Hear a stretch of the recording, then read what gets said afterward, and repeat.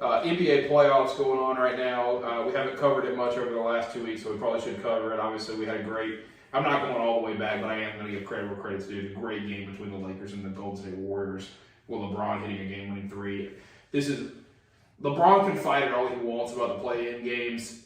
So many. I mean, obviously, you have to be a little bit of an NBA fan to want to watch that game, but I think every person that's an NBA fan was watching that game. Oh, yeah, so absolutely. TV revenue-wise, I mean, LeBron, I'm sorry. It's going to happen. They're going to have the play-in games. That's what, but you needed this kind of, what should have been a 1 seed almost, needed to have this play-in game, so that way, in the coming years, you'll have, they'll have that same kind of maybe hype behind it. Well, LeBron was a fan of the playoff game until he was possibly going to lose the game. Yeah. He was very vocal about how he thought it was a great thing for the sport, great thing for the league. Yeah, because he thought he was going to finish like a 1-2 seed in the West, and next thing you know, he's fighting for a 7 seed. Yeah. Well, and a 6? What was the playing game for? They were fighting for the 8 seed.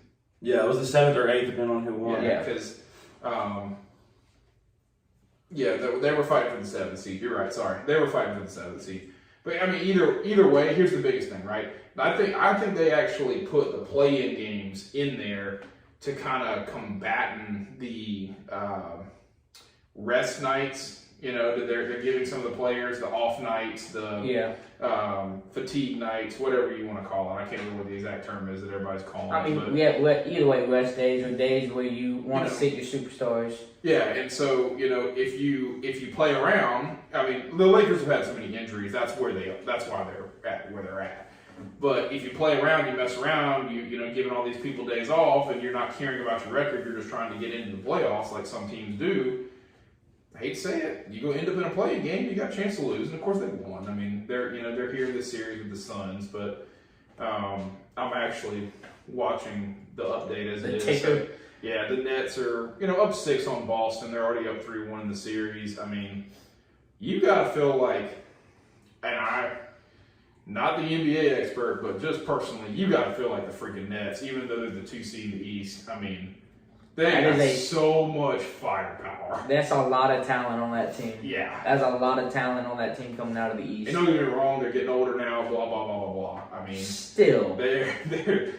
You have probably 2 of the best ball handlers to ever play the game on that team.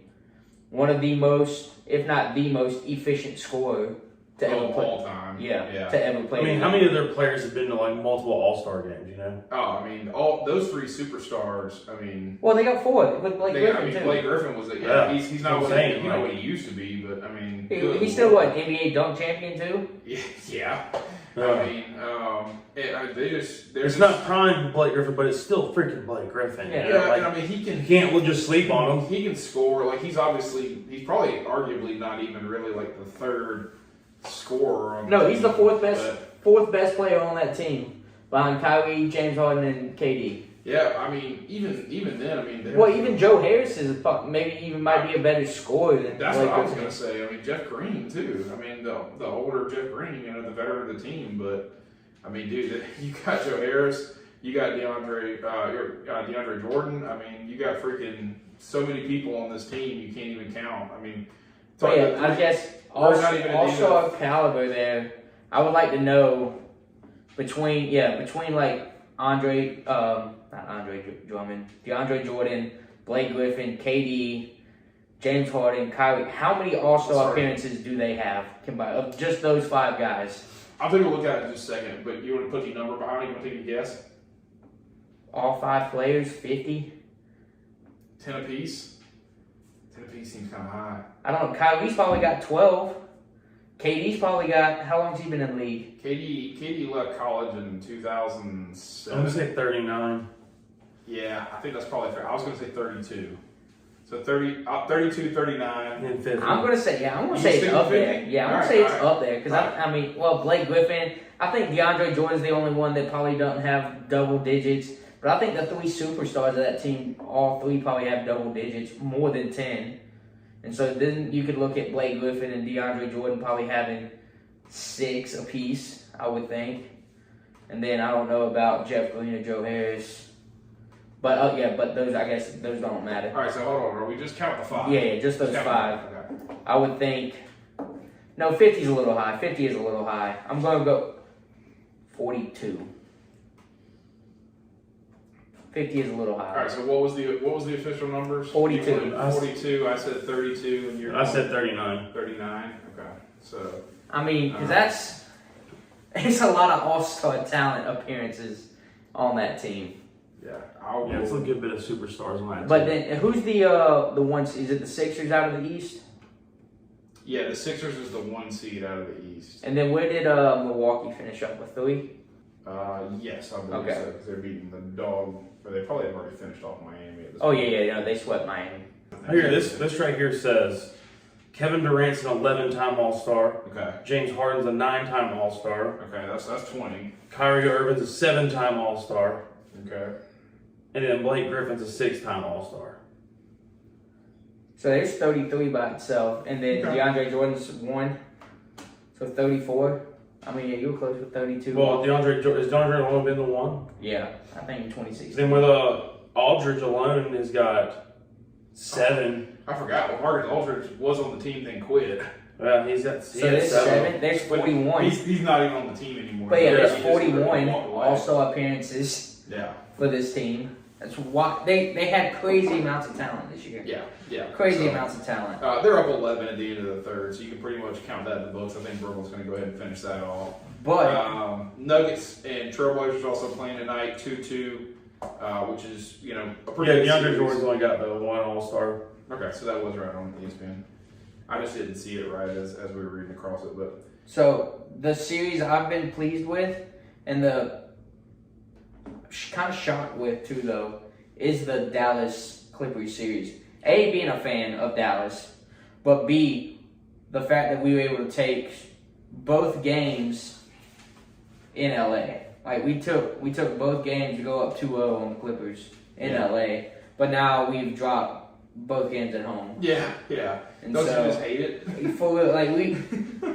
And I mean, so like I recently, even today, or either it was yesterday, I think it was today, like the visible frustration on Luka's face, like on the bench in game 4 and so I think they play tomorrow night's game 5, and I don't know, I know I'll probably at least catch part of it, is my plan.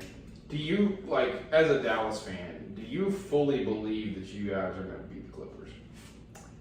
The way, from what I saw and the way we were playing defense on the other night when I was watching game 3, I think we have a valid chance, like a solid chance.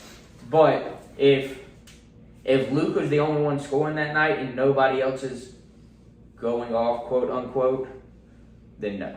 KP should be helping y'all so much more than he is. KP has dropped off drastically, I think, from what he was when he was a Knick. But the dude's only 25 years. He's not even 25 years old. I mean, the dude's I don't know if it's the injury that he's coming off of, and he's just been, but he's not quite the same player he was prior to his injury. Yeah, I mean, he's helping us out a good bit. I mean, he'll have his nights where he'll score 30, but then he has his nights where he scores 12 in 40 minutes. You know, and he probably shoots 4 of 14 or whatever. Yeah, and so he's got his ups and downs, definitely. I think Luka's definitely the foundation of this team, 110%. Certainly. I mean, KP's going to be around, but I've been very pleased with how Tim Hardaway Jr.'s played. yeah, I think he's played phenomenal. So, especially from the 3-point range, I think has shot the ball very well throughout this year and especially throughout the playoffs. So if we can get KP, Hardaway, somebody other than having to rely on Luka to put up a triple-double a game to survive, then I think we have a valid chance of beating the Clippers. Would you like? But this is awesome, and this is the highest rank Dallas has been in the playoffs since us winning the championship in 2011. Yeah. Those were the glory days when Yeah, my team was playing your team for a freaking NBA championship. Yeah, loved it. My team got swept in the first round. Congratulations, Miami Heat, getting freaking blown out the building. It wasn't even close in that series. It wasn't at no point. Not only were the games not even close, at no point was that series ever even a competition as a 3 versus 6. No. I mean, just absolutely sad. I remember watching game 2 with Christian, who's a big Bucks fan. Bucks blew him out by 40. Beat him by 40 or something like that. They beat him by 20 the following game. I mean, nothing about that series was competitive for Miami. And I feel like Miami a little bit had even given up. I mean, Miami did the sad thing of putting all the chips in on getting Victor Oladipo, around the trade, and was like, all right, this is going to be our guy that's finally going to help Jimmy Butler in the playoffs. Help Bam. Help Bam. You got Gordon Dragic. I mean, you got some people that are going to be able to assist. And then Victor Oladipo goes down for the season, right? Yeah. I mean, you put your chips on a guy that ends up getting hurt. So I get that. But put all your eggs in one basket. I mean, all in all, like, the Wizards were able to grab a game. They're going to end up losing to the 76ers. Knicks and Hawks, while it's a 3-1 series, has also been very interesting. Really kind of great. I mean, you kind of made a joke about what was going on inside Madison Square Garden, but I mean, it has actually been a pretty great series to see. Like, I really hope that the Hawks, don't win this next game so that they get to go back for one more game in New York and kind of have the fan base and the whole nine thing. Yeah. It's good for the NBA. But Trey being the bad boy at Madison Square Garden right now. yeah. I mean, it'd be pretty sweet. And I mean, the Celtics are not going to survive tonight probably as this gets ready to go into the fourth quarter. They're down 10 against the Nets. I mean, their season's going to be over. Jazz and Grizzlies have not really been a competitive series. You got the Clippers, Mavs, Denver. Portland have been a pretty good series. I mean, so the Lakers playing who? The Suns, right? The Lakers are playing the Suns as the 2 versus 7, and the Suns.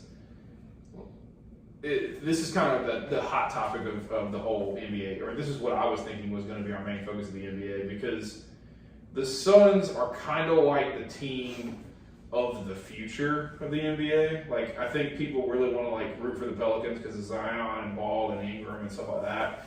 But they're not like that core group. Even though Zion's this big flash show, and I mean he shot I didn't even realize it. He shot 70% from the field this year, or close to 70% from the field this year. Wow. That is absurd.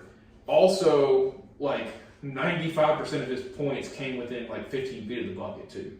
I'm not surprised though. Working down low. Not surprised by that at all. So for people, do you think he's put on more weight since entering the NBA? I don't know that healthy weight. I'm not just I would say yeah. I mean, when you look at him, I don't know if his weight number is essentially up, but he is a lot healthier. He's still super stout. I mean, people want to knock him off. Your knees are not going to survive 275 pounds. Blah blah blah blah blah. He's going to look good for at least 5 years, I'll tell you that. Oh, yeah. What I was getting to, the Suns, with DeAndre Ayton and Devin Booker, they got Chris Paul as the granddad almost, and kind of the veteran that's kind of leading the way, going to show them the way, and kind of the glue of the team that's bringing them really together, which has been really successful this year. That's why they're the freaking 2 seed in the West, and now they're tied 2-2. Chris Paul takes a shoulder injury going into tonight's game. But they're tied 2-2.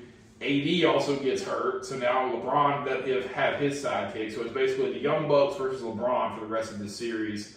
And obviously in Phoenix, we'll see what happens tonight. People are very quickly putting money on Phoenix as far as a gambling standpoint. They think Phoenix is going to take it tonight and probably end up taking it for the series. And so my question for you guys. So was that game 2 that all the injuries went down? Hell, I think it was game 1.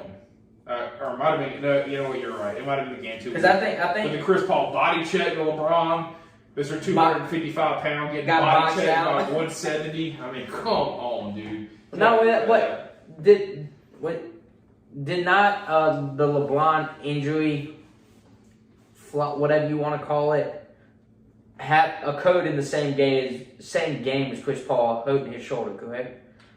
I actually think Chris Paul just hurt his shoulder, for severely more worse. Well, I thought he took his hard fall. Yeah, I thought severely more worse is actual medical terminology there. Yeah. So, Doctor of the Year. You can find that in the medical encyclopedia, folks. Yeah, because Chris Paul actually led the Suns in points in Game 4 with 18. So I'm thinking in Game 2 is where he took that original fall, and then a couple plays later is when he boxed out LeBron and LeBron fell on his free throw, Yeah. and then hobbled over to where a scuffle and code, and then fell over there too. Yeah, that sounds about right. So, anyways, Chris Paul is possibly out for tonight. I haven't seen whether he's actually out for tonight. AD is 100% definitely out for tonight. So LeBron, without him and without Caldwell Pope, so we'll see, how that goes for him. But let's say LeBron. My point was, let's say LeBron James loses, right? Like, let's say the Lakers actually lose this series. Sorry, Lakers fans. Sorry, LeBron fans.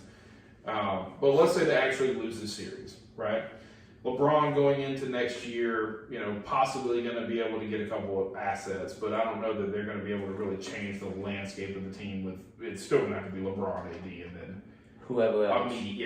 A mediocre person. It's not going to be, they're not going to go get Giannis Giannis is already signed, but either way, they're not going to get like Giannis or They're not going to be able to go get that premier that point third guard. superstar. Yeah, that premier point guard or shoot guard or whatever.